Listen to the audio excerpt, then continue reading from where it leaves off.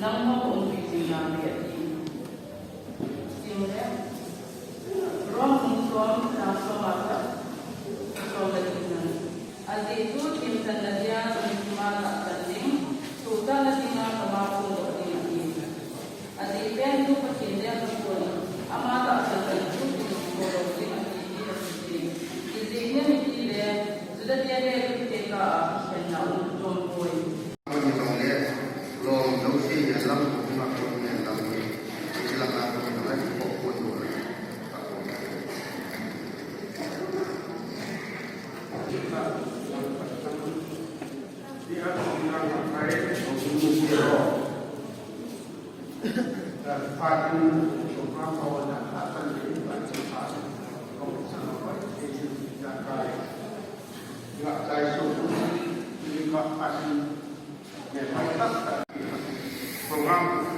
program kita berkelanjutan ni lagi semua ini GMS kayak ini jaya dan kayu jadi itu pak yang kampung ini amati sinar GMS chairman ini dunia ini GMS ini also bisa terkait dengan dunia ini.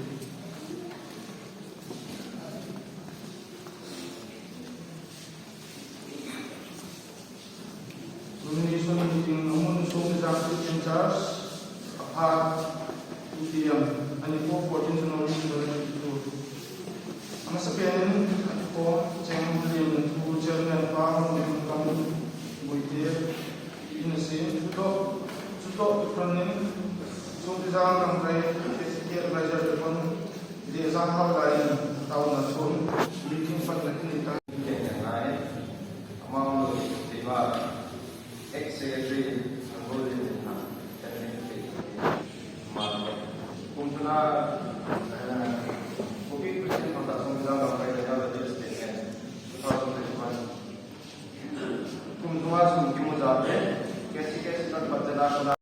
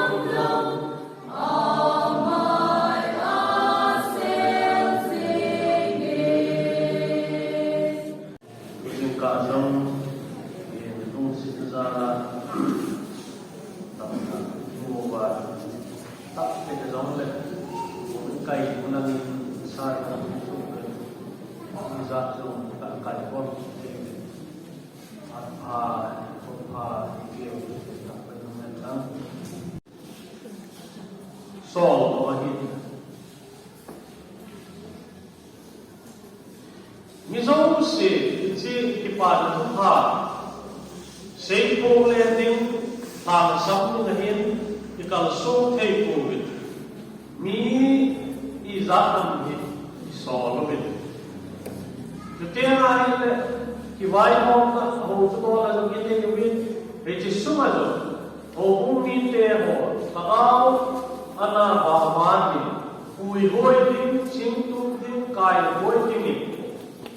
Kacana to mi tam pi iwa oi. Imo puna chia hi al su hi rin kal set form hi. Ho mi 90% to ba hi all in asay na la so na pen din na idin. Asola ni yung lo ko chi in ham. Asol to ani ipan ni umi teo. Ahoy lai pen no hi anu pen no. Ama asay ko dinachi pa na sam pa ni zong ko anu di po. Asol to ma dingin zong anu tu di po. Hilang ko hi. Yan na. Yechun ichi na ko na hin ipalan pa sei phung lên na mo de ni na abang te na hi le hinchi amien target ibol di per pa hi lum thima ung lo din le abang ni ila no ma su ji igin ta le no ma su ji ai no ma hi le ami he mu mi he pa chu so pa so ham pedan ham ai lo na ma goi dana wa azim dana inai tu na pa chan na hi ikika ye mo wa he ta se na no te din lu ha na no te din ai na hi chu hi lo ke ipo te pe na e ho ke pe sti aso pe level pa so wa hi he su ta no ta ipan di wa su lam te su ke pap te le chilam pa so pa le ha ta i se diu tak sanomin ilang coba ada kalian hen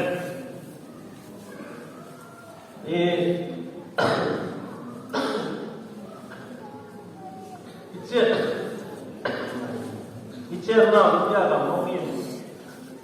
beleu ho tam pi mahin pluralistic society di India mi ama taksan tam pi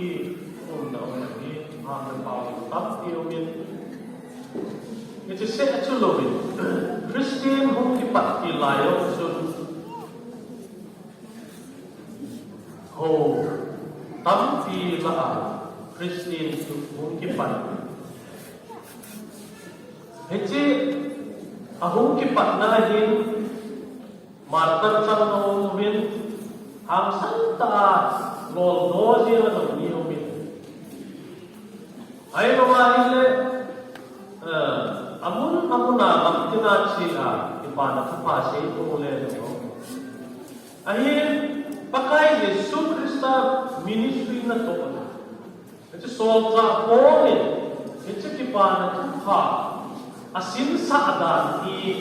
vele ang ipiham eto sa bunga kama mo sak niyo pa kipan ko pa mo sak ko niyo pa ay to na heto sa ani witnessing the gospel the Christ it's kipan ko pa to iti witness mo niyo a proclamation le a ko ay ta sak ko niyo sa na to kipan ko pa di matalo witness na iti heto sa ani nasakta kipan ko pa sa